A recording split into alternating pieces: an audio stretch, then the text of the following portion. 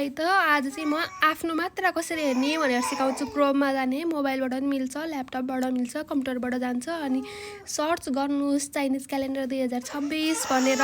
यस्तो इन्टरफेस आइसकेपछि scroll down गर्नुहोस् अनि त्यसपछि प्रोकेलाला भन्ने यो वेबसाइट छ, यसमा क्लिक गरिदिनुहोस् अनि त्यसपछि यहाँनिर आउँछ चाइनिज जेन्डर बर्थ।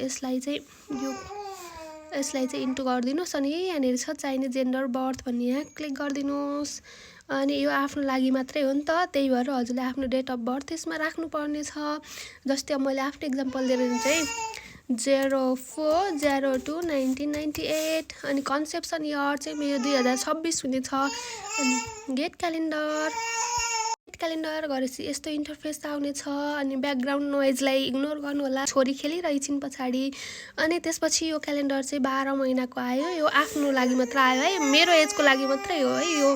यसरी नै आफ्नो सेपरेट प्राइभेटमा यसरी पनि हेर्न सकिन्छ। जस्तै अब छोरो एकछिन पक्रिनु, अनि मार्च छ नि त अहिले, मार्च महिनाको लागि मैले बेबी प्लान गरेँ भने मेरो लागि बेबी बोय देखाएको छ, यसरी पनि हेर्न सकिन्छ है त। ल थ्याङ्क यू।